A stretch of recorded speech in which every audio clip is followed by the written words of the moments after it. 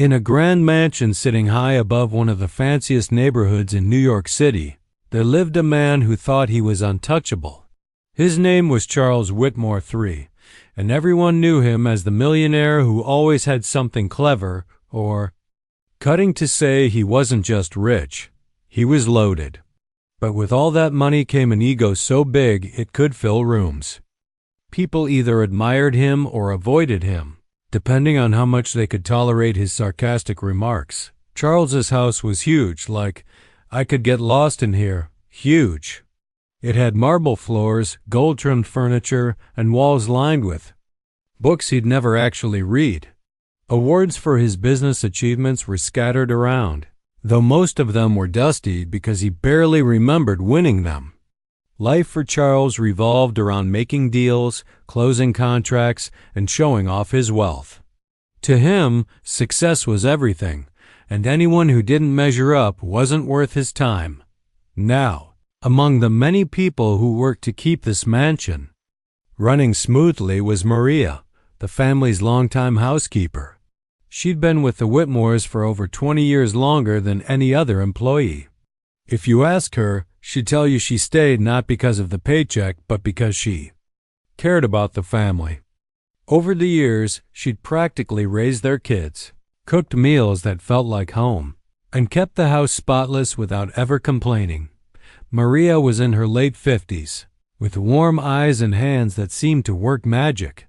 She moved quietly through the halls, almost invisible to someone like Charles, who was too busy looking at himself in the mirror to notice anyone else. Still, Maria had a way of making even the smallest moments meaningful. Whether it was leaving fresh flowers on the dining table or remembering exactly how everyone liked their coffee, she added a touch of care to everything she did. One sunny afternoon, while Charles was lounging in his study, a room filled with leather chairs and shelves stacked with books he'd bought but never opened, he decided to summon Maria. He rang the little bell on his desk, the kind you might see in old movies, and waited impatiently for her to arrive. When she walked in, wiping her hands on her apron, he barely looked up from the piece of paper he was holding. "Maria," he said, his tone dripping with arrogance, "come here. I have a challenge for you." He waved the crumpled sheet in front of her face like it was some kind of treasure map. "If you can translate this," he paused dramatically, "I'll give you my entire monthly salary." Maria blinked, surprised by the sudden offer. The paper looked strange, covered in symbols and squiggles that didn't resemble English or any language she'd expect him to know. At first glance, it seemed random, like nonsense scribbled by a child. But Maria knew better than to dismiss things so quickly. After decades of working for wealthy families, she'd learned to stay calm under pressure, even when dealing with someone as pompous as Charles. Without missing a beat, Maria took the paper from his hand and studied it closely. Her expression remained neutral, giving nothing away. Meanwhile, Charles leaned back in his chair, smirking like he'd already won. He was convinced there was no way Maria, a woman he saw only as a maid, could possibly understand what was written on that page. To him, this was less of a challenge and more of an opportunity to show off his supposed superiority. "You've got 5 minutes, he said, tapping his watch theatrically. Clock's ticking, but Maria didn't flinch. Instead, she gave him a small, knowing smile, the kind that made Charles feel uneasy, though he couldn't quite explain why. As she stood there, silently examining the text, Charles started rambling about how impossible the task was. He talked about how rare the language was, how difficult it would be for anyone to decipher, and how proud he was of coming up with such a clever test. All the while, Maria listened patiently, letting him talk himself into a corner. What Charles didn't realize was that Maria wasn't just standing there idly. Inside her mind, gears were turning. She recognized the script immediately.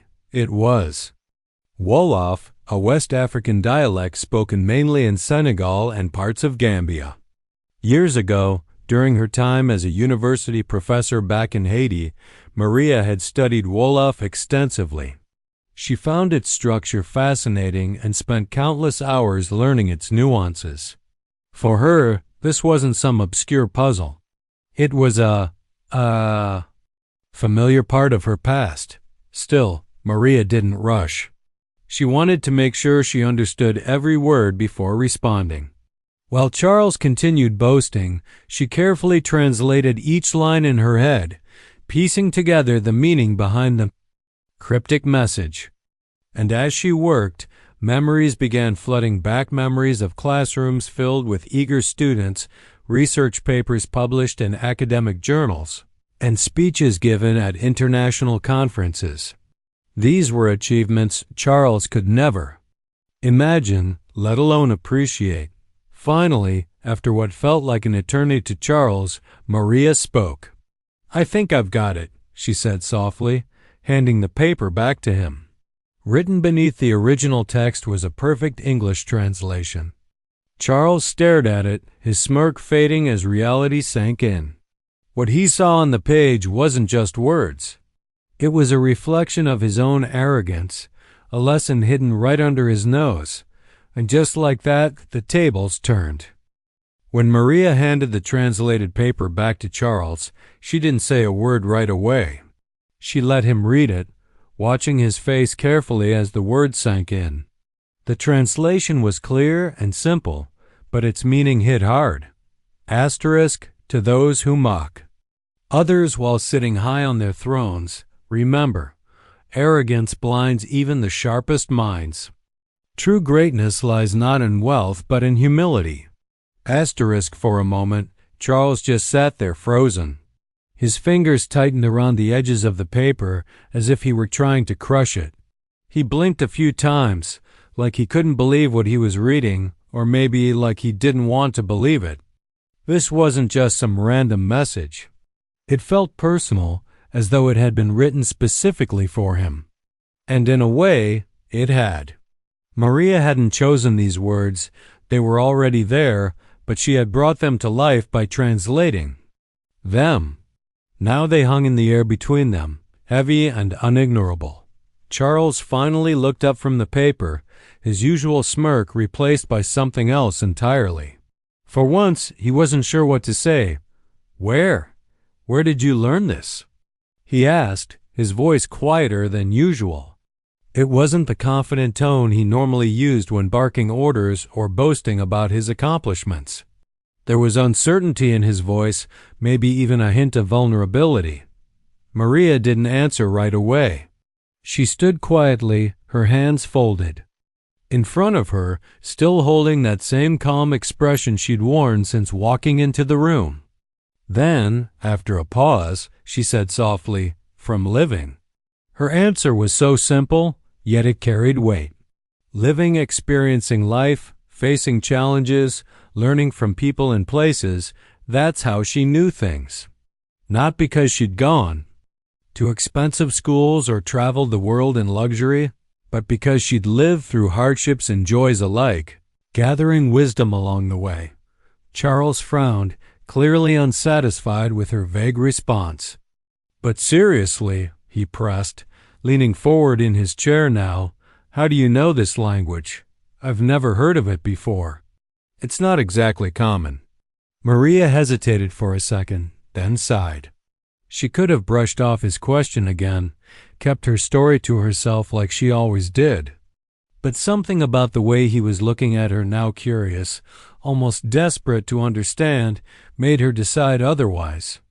Maybe it was time he saw her for more than just the woman who cleaned his house and cooked his meals. Maybe it was time.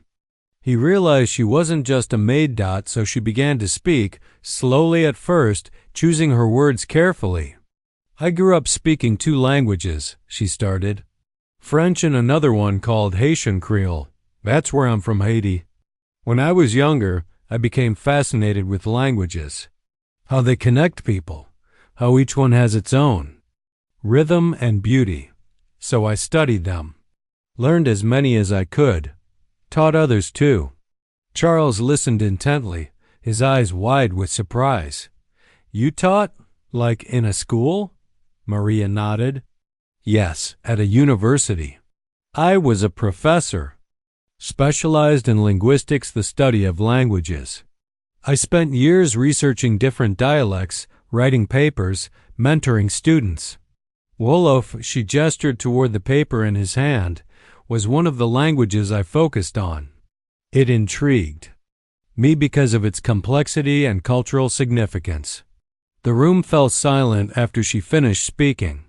Charles stared at her, his mouth slightly open, as if he couldn't process what he'd just heard. A professor? A scholar? This woman standing in front of him, wearing an apron and carrying a duster, had once been someone completely different. Someone respected, admired, accomplished. The realization hit him like a punch to the gut, but he stammered, struggling to find the right words. Why are you here? Doing this? He waved vaguely at the room around them, gesturing to the mansion and everything it represented, the wealth, the privilege, the lifestyle he took for granted. Maria's expression softened, and for the first time, Charles saw a flicker of sadness. In her eyes, life doesn't always go the way we plan, she said quietly. Things happen, sometimes bad things. Back home, my country went through turmoil, violence. People lost everything, homes, families, dreams.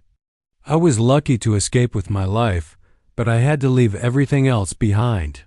When I came here, I did whatever I could to survive. Cleaning houses, taking care of families. It wasn't what I imagined for myself, but it paid the bills. And, honestly, she paused, glancing around the room as if seeing it for the first time. It gave me purpose. Helping people, making their lives easier, even in small ways, that matters to me. Her words lingered in the air, filling the silence between them. Charles sat there stunned. He'd always assumed Maria was just another worker, someone whose life began and ended within the walls of his mansion. He'd never stopped to think about who she really was, where she'd come from, or what she'd sacrificed to be here. To him, she was just part of the background, invisible unless he needed something. But now, hearing her story, he felt a strange mix of emotions: shame for underestimating her, admiration for her resilience, and guilt for treating her like she was less than human. Finally, after what felt like forever, Charles cleared his throat. I didn't know, he admitted, his voice barely above a whisper. I mean, I should have guessed, but I didn't even think to ask. He shook his head, running a hand through his hair. You're incredible, you know that? Maria chuckled softly, the sound warm and genuine. Thank you, she said, but don't put me on a pedestal. I'm just a person like anyone else. We all have our stories, our struggles. Mine is no better or worse than yours. Her humility only made Charles feel worse. Here she was, complimenting him despite everything, while he'd spent years dismissing her without a second thought. He wanted to say something meaningful, something that would make up for all the times he'd ignored her or treated her poorly. But the words caught in his throat, tangled up in regret and self-doubt. Instead, he stood up abruptly, pacing across the room. His mind raced with thoughts, questions, ideas. He felt like he was seeing Maria and himself for the very first time. And it scared him, in a way. Because if he'd been so wrong about her, what else had he missed? What other assumptions had he made without bothering to check if they were true? As the afternoon light streamed through the windows, casting long shadows across the floor, Charles realized something important. This moment wasn't just about Maria. It was about him, too. About the kind of person he wanted to be versus the kind of person he'd allowed himself to become. And if he wanted to change, if he wanted to grow, he needed to start listening. Really listening. Not just to Maria, but to everyone around him. For now, though, he turned back to her, his expression serious but sincere. Tell me more, he said. About your work, your research, everything. I want to understand. And for the first time in a long time, Maria smiled, not the polite, reserved smile she usually wore around Charles, but a real one, full of warmth and hope. Over the next few days, Charles found himself replaying that conversation with Maria over and over in his head. It wasn't just what she'd said, it was how she'd said it. There was a quiet strength in her voice, a wisdom that came from years of experience, not privilege. And while he had always prided himself on being sharp and intelligent, sitting across from Maria had made him feel like a student who barely knew the basics. He couldn't shake the image of her standing there, calm and composed, translating something he thought would stump her. He remembered the way she'd looked at him, not with anger or resentment, but with a kind of patience, as if she understood that arrogance wasn't born out of malice but ignorance. That realization hit him hard. For all his money and success, he realized he'd been blind to the people around him, their lives, their stories, their worth. One evening, after dinner, Charles decided to seek Maria out again. She was in the kitchen, wiping down counters and humming softly to herself. When she noticed him standing in the doorway, she paused, surprised. "Can I help you?" she asked, her tone polite but cautious. Charles hesitated for a moment, then stepped inside. "I wanted to talk," he said, pulling out one of the chairs at the small table in the corner. "If you've got a minute." Maria glanced at him, curiously, but nodded. "Sure," she said, setting aside her cleaning cloth and taking a seat across from him. "What's on your mind?" For a second, Charles didn't know where to start. He wasn't used to asking questions without expecting immediate answers or solutions. But this time, he genuinely wanted to listen. "Tell me more about everything," he said finally, gesturing vaguely. "Your life before here, your work, what it was like teaching languages, anything you're willing to share." Maria studied him for a moment, as if trying to decide whether he was serious.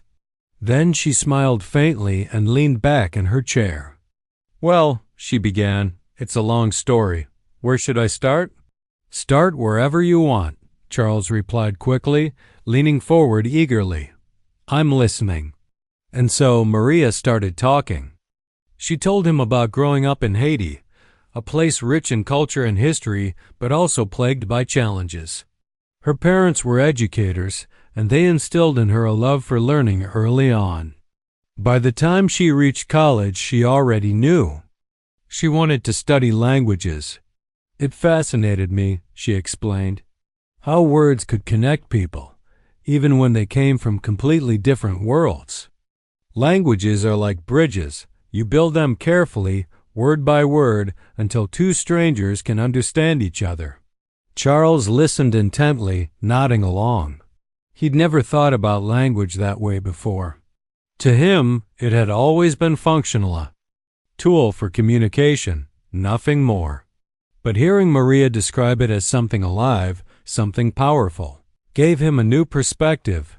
She went on to talk about her years as a professor, teaching linguistics to eager students who hung on her every word. "They were amazing," she said, her eyes lighting up at the memory. "So curious, so hungry to learn. Some of them came from villages far away, walking miles just to attend class. They reminded me why I loved what I did, to see someone grasp a concept for the first time, to watch their faces light up with understanding. It was magical." But then her expression shifted, becoming darker. "And then things changed," she continued softly. "The political situation back home worsened. There were protests, violence, chaos. People were losing their homes, their livelihoods. I tried to stay, to keep teaching, but eventually it became too dangerous. One night, my family and I packed what little we could carry and left. We didn't know where we were going, we just knew we had to leave." Her voice wavered slightly, but she kept going. "When we arrived in America, it was overwhelming. Everything was so different. The language, the customs, the pace of life. At first, I struggled. Jobs were hard to come by, especially for someone like me, an immigrant with no connections. So I took whatever work I could find. Cleaning houses, babysitting, cooking meals. It wasn't glamorous, but it paid the bills. And slowly, I built a new life here. As she spoke, Charles felt a lump forming in his throat. He couldn't imagine leaving behind everything he'd ever known, starting over in a foreign country with nothing but hope and determination. Yet here was Maria, sitting across from him, telling her story with such grace and resilience. It made him realize how sheltered his own life had been, how much he'd taken for granted. "You never talked about this before," he said quietly when she finished. "Why not?" Maria shrugged. "Some stories aren't easy to tell," she admitted. "And honestly, most people don't ask. They see me as the maid and stop there. It's easier that way for them and for me. But," she paused, looking at him thoughtfully, "you seem different now, like you actually care." Charles swallowed hard, feeling both proud and ashamed of himself. Proud because she noticed a change in him, and ashamed because it had taken him so long to get here. "I do care," he said sincerely. "More than I realized, hearing your story. It makes me think about my own life, about how I've treated people or ignored them because I thought I was better somehow, because of my money or my success. But you've shown me that real greatness isn't about any of that. It's about who you are as a person, how you treat others." Maria smiled gently. "That's a good lesson to learn," she said. "Just don't beat yourself up too much over it. Everyone makes mistakes. The important thing is what you do next." Her words stuck with Charles long after their conversation ended. That night, lying in bed, he thought about everything Maria had shared. He thought about her courage, her humility, her ability to find meaning in even the smallest acts of kindness. And he thought about himself, about the man he'd been, and the man he wanted to become. The next morning, Charles woke up with a sense of purpose he hadn't felt in years. He walked into the kitchen, where Maria was preparing breakfast, and handed her an envelope. Inside was his monthly salary, just as he'd promised. "Here," he said simply. "This belongs to you." Maria looked at him, surprised. You sure?" she asked. "It's a lot of money." "I'm sure," Charles replied firmly. "You earned it. More importantly, you deserve it." Maria accepted the envelope with a quiet thank you, but Charles could tell she wasn't comfortable with the gesture. She wasn't the type to seek recognition or reward. She did things because they were right, not because she expected anything in return. Still, Charles felt lighter knowing he'd kept his promise, but he didn't stop there. Over the following weeks, he began making small changes in the way he interacted with Maria and everyone else, for that matter. He started asking questions. Instead of assuming he knew the answers, he paid attention to details, noticing the effort people put into their work and acknowledging it. He even joined Maria in the kitchen sometimes, helping her chop vegetables or set the table, despite his initial awkwardness. It was a humble act, but it meant something to both of them. Slowly but surely, Charles began to transform. He still had moments of doubt, times when old habits crept back in. But whenever that happened, he thought of Maria and the lessons she'd taught him. Lessons about humility, empathy, and the power of truly seeing someone for who they are. And as for Maria, she watched these changes with quiet satisfaction. She didn't need thanks or praise. Seeing Charles grow into a better version of himself was reward enough. After all, that's what she'd always believed, that greatness lies not in wealth or status, but in the willingness to learn, to listen, and to change. As the weeks turned into months, Charles found himself thinking about Maria more and more. Not in a way that was obsessive or intrusive, but in a way that made him reflect on his own life and choices. He couldn't stop marveling at how much she had taught him without even trying. She wasn't loud or flashy, she didn't need to be. Her actions spoke louder than words ever could, and her quiet strength reminded him of something he'd forgotten, that real influence doesn't come from power or money. It comes from character. One Saturday morning, as Maria cleaned the living room, Charles walked in holding a cup of coffee. He stopped short when he saw her carefully dusting the bookshelves, humming softly to herself. For a moment, he just stood there, watching her work. There was a rhythm to her movements, a kind of grace that made even the simplest task seem meaningful. It struck him then how much effort she put into keeping the house running smoothly, how much thought she gave to every detail, no matter how small. "Maria," he said finally, breaking the silence, "can I ask you something?" She turned around, smiling slightly. "Of course. What keeps you going?" The question tumbled out before he could overthink it. "I mean, after everything you've been through, the loss, the struggles, starting over here, it must have been so hard. How do you stay like this?" He gestured vaguely, trying to find the right word. "Strong, hopeful." Maria tilted her head, considering his question. Then she set down the duster and sat on the edge of the couch, patting the seat beside her. "Come sit," she said. "This might take a minute." Charles hesitated for a second, then joined her. He felt oddly nervous, like he was about to hear something profound and maybe a little uncomfortable. "I think what keeps me going is knowing that life isn't just about me," Maria began, her voice soft but steady. From anyone else, those words might have sounded cliché, but coming from her, they carried weight. "We all go through tough times, some harder than others. But it's not just about surviving, you know? It's about finding meaning in the struggle, about using whatever gifts you have to help other people, even in small ways." She paused, looking at him intently. "When I first came here, I'll admit, I felt lost. Like I'd left behind everything that mattered. My career, my identity, my purpose. But then I realized something. Being here, working for families like yours, was another kind of purpose.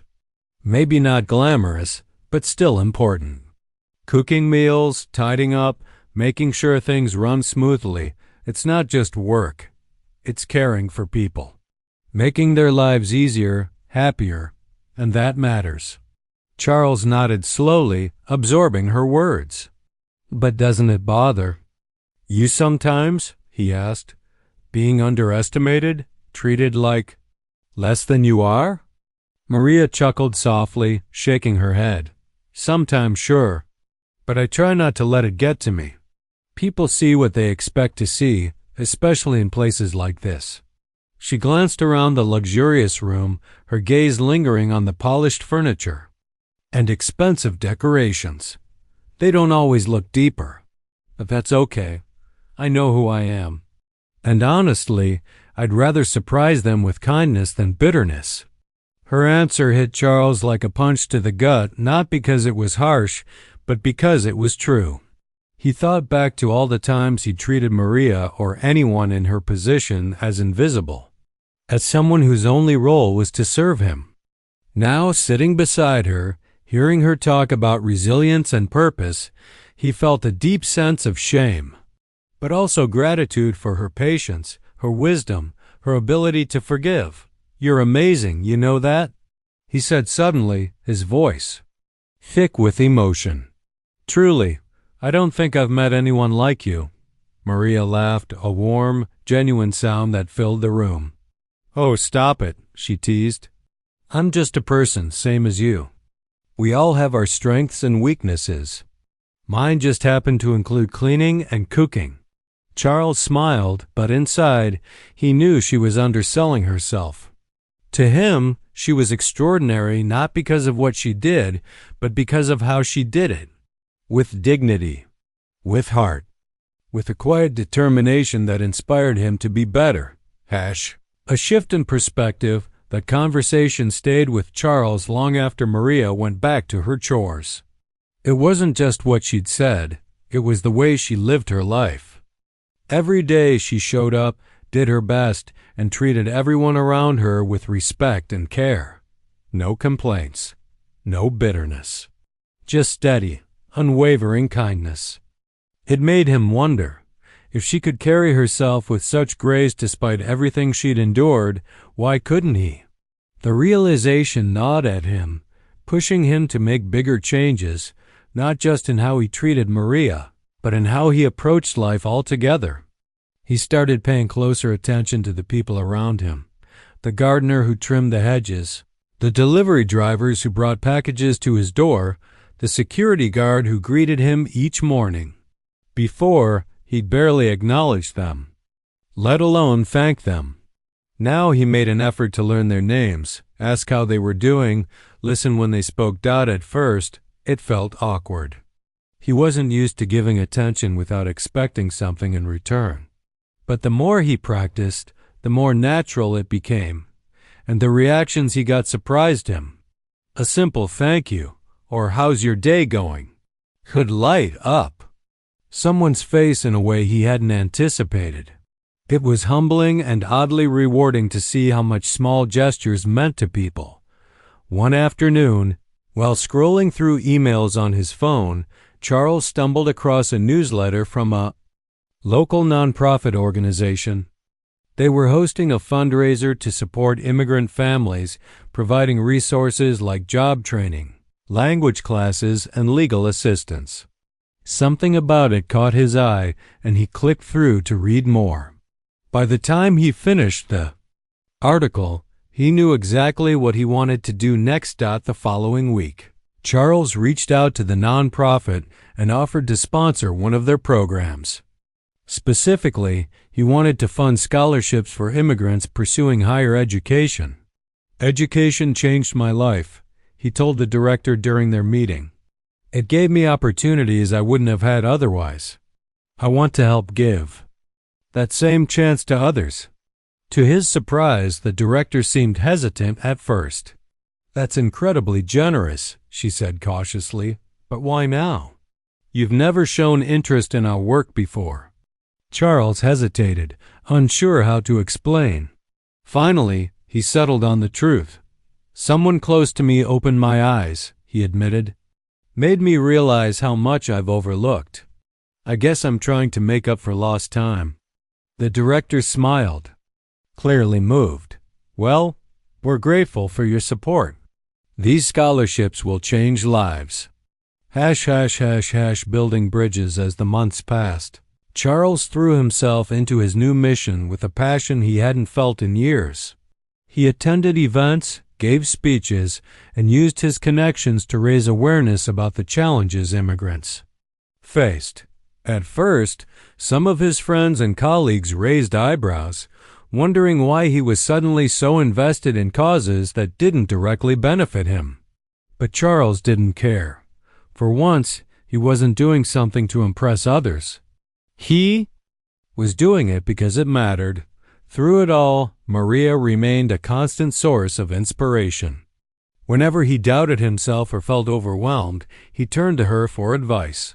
She never lectured him or told him what to do. Instead, she listened patiently, offering gentle encouragement when needed. You're doing great, she'd say simply. Just keep going.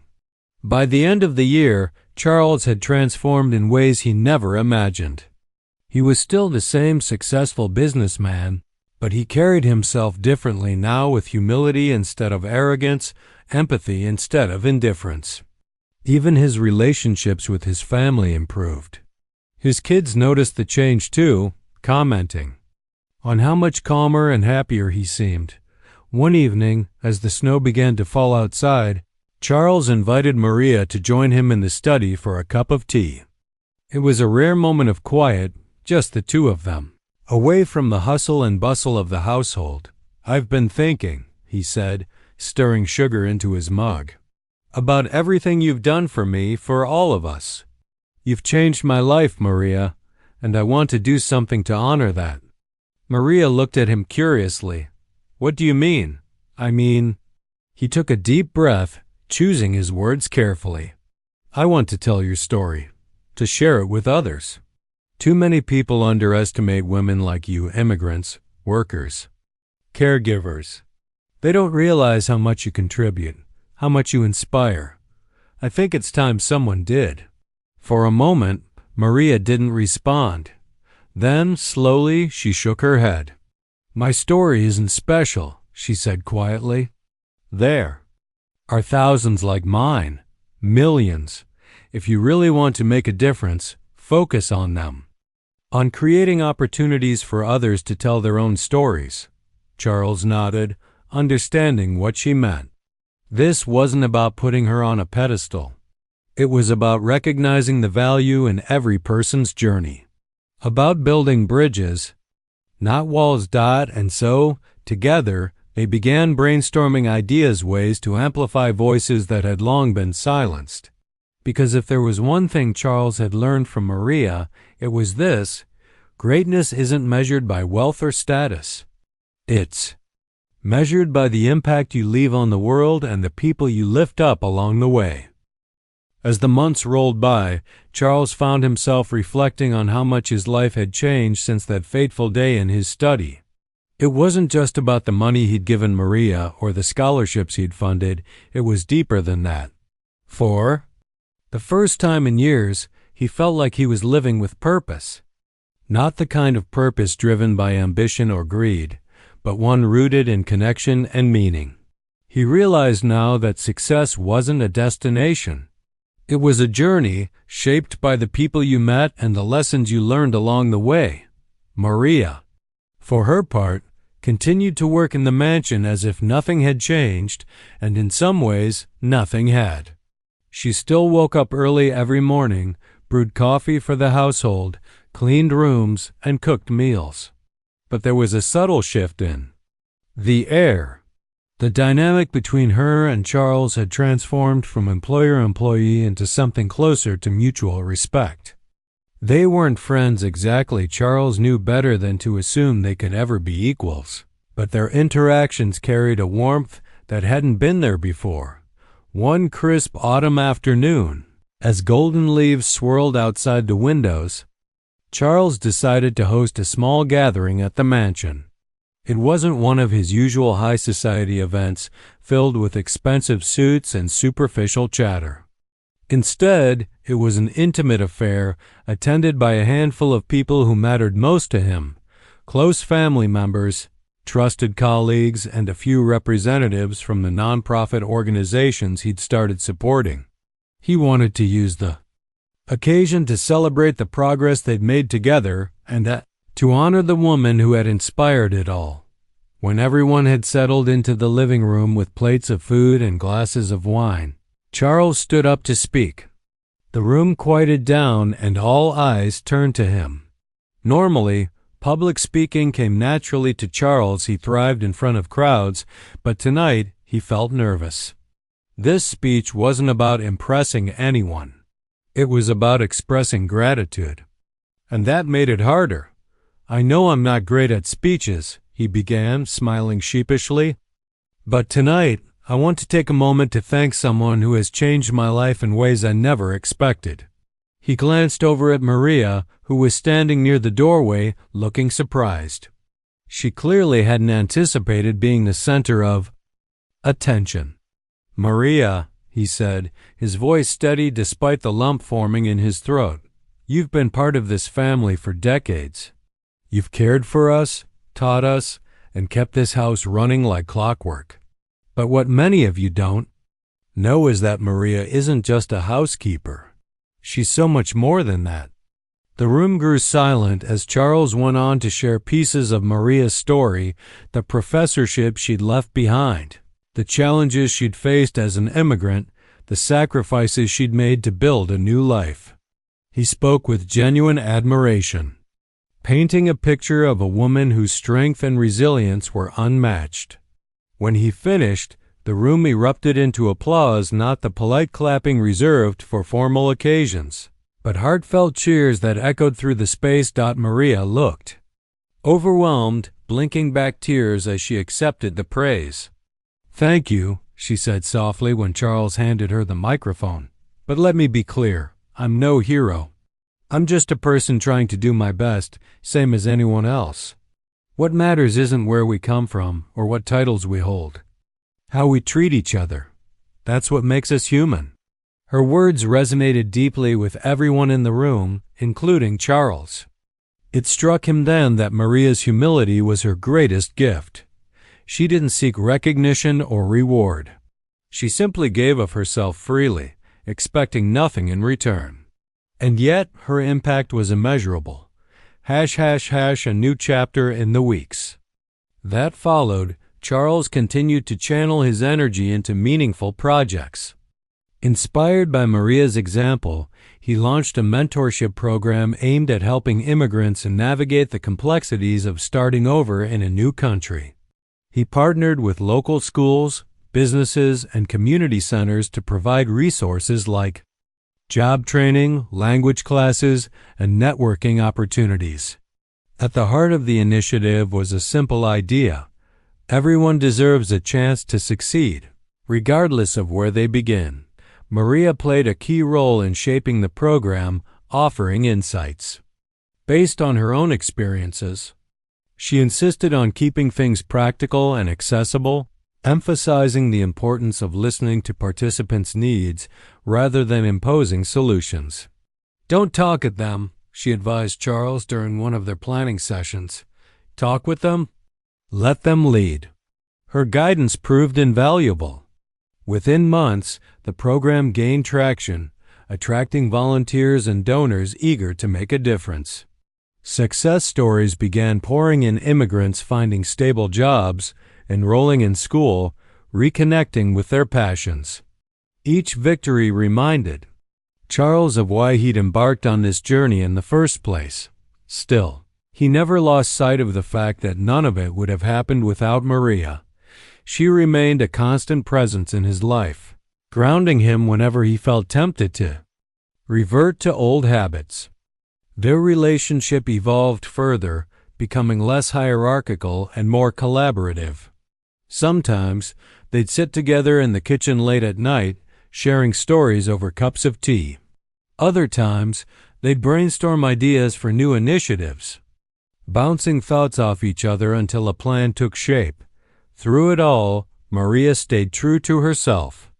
She refused to let fame or recognition define her, continuing to live her life with quiet grace.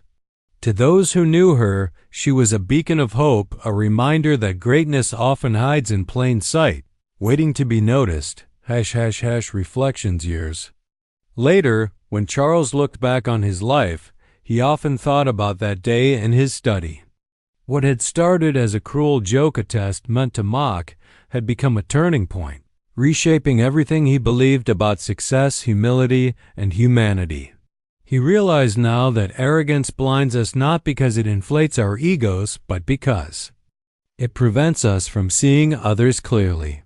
Only when we lower our guard and open ourselves to learning can we truly grow. For Maria, life continued much as it always had.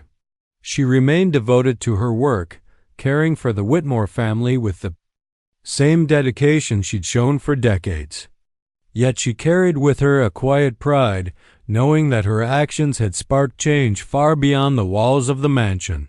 Her story served as a testament to the power of resilience and kindness, proving that even the smallest gestures can leave lasting impressions. As for Charles, he finally understood what Maria had been trying to teach him all along, that greatness isn't measured by wealth or status, but by the lives we touch and the legacies we leave behind. And sometimes the most profound lessons come from the most unexpected places, from a crumpled piece of paper, a translated message, and a woman who refused to let adversity dim her light. In the end, it wasn't about the salary or the accolades. It was about understanding that every person has value, every story matters, and every act of kindness ripples outward, changing the world in ways we may never fully comprehend. And that, perhaps, was the greatest lesson of all.